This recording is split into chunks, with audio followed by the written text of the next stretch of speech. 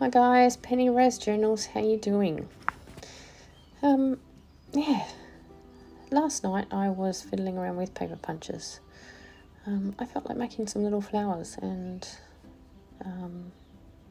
didn't want to go the route of setting up the Cricut and doing a million of them. I just wanted to sit at my desk and fiddle. So I first started folding paper and trying to cut it, flower shapes with scissors.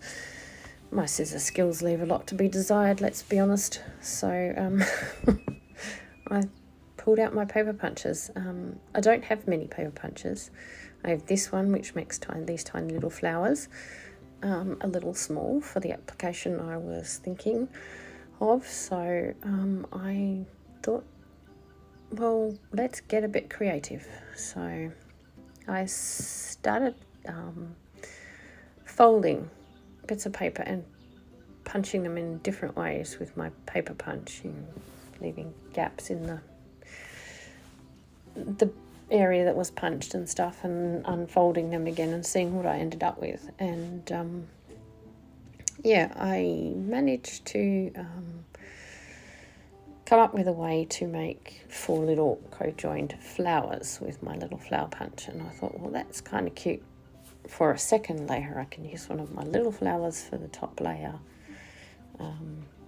one of these little co-joined ones for the second layer, and then I just have to work out how to make the big ones. So this is how I made the little co-joined ones. Basically, it's an incomplete punch. It's hard to explain, but I'm sure if you have a paper punch, you can sit and fiddle around with it, and you will eventually work out a way to you make different shapes with it, because it just depends whether you punch the entire thing or part of it. I just basically fold the paper and put the folded corner into the punch, and incompletely punch it. So there's that.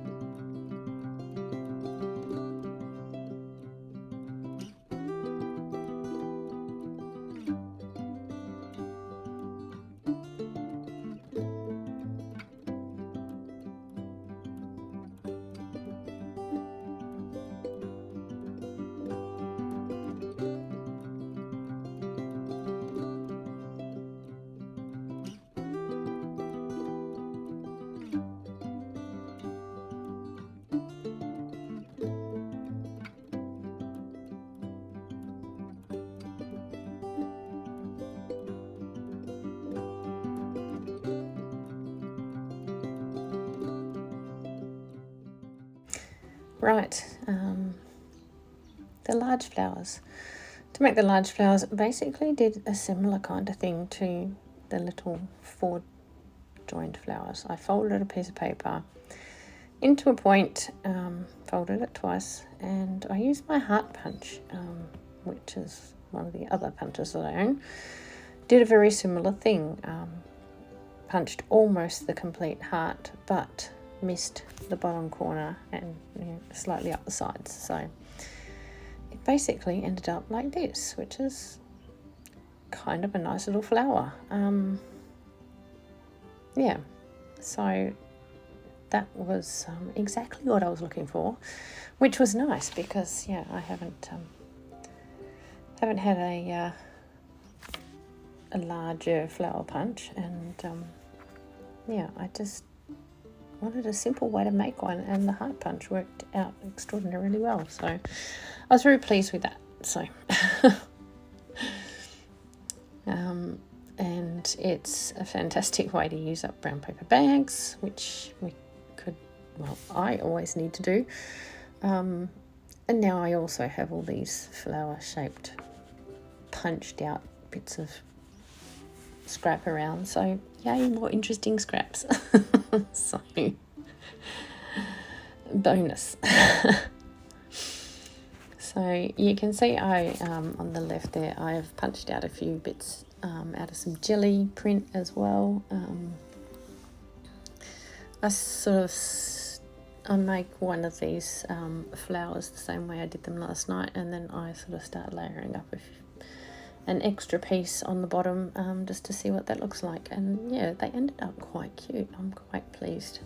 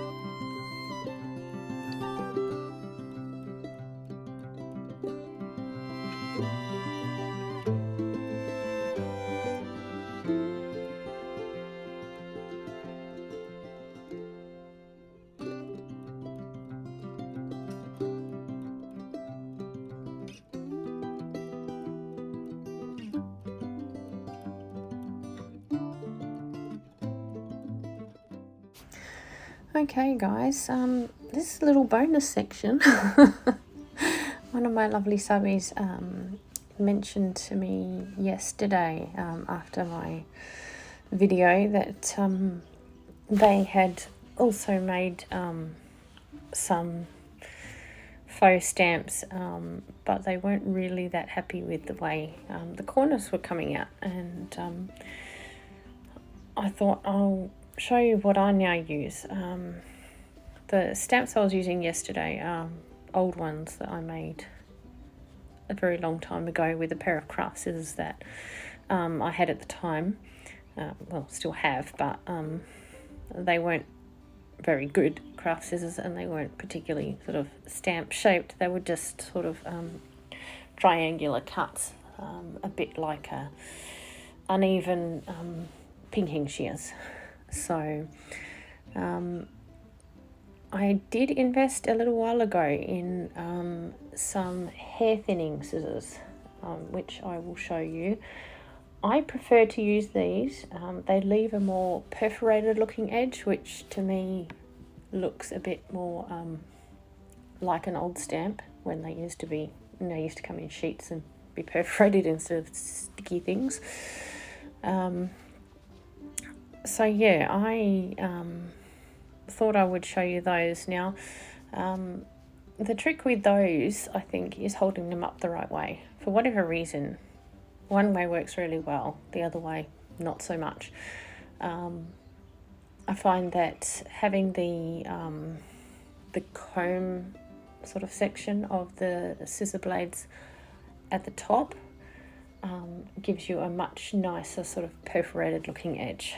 So you'll see me flip and change around, and I also at the end cut a piece of this piece of brown paper in both directions so that you can see the difference. I'm not sure that it shows up that well on camera, but yeah, if you do get some, just fiddle around with the way that you're cutting with them, sort of slightly tip them, or one way or the other as you cut, just to see what sort of effects you can get, because I think it really does make a difference. So excuse me, if you can find yourself some of these, I highly recommend them. To me, they're great for tickets as well, and cutting the ends of tickets. They give you a really nice perforated looking edge, like they've actually been torn off perforations. So works for me anyway. Just passing it along. So yeah, anyway, I will carry on with this. You can see the effect, well, hopefully you can see the effect on the video, and decide for yourselves whether it's worth investing in a pair.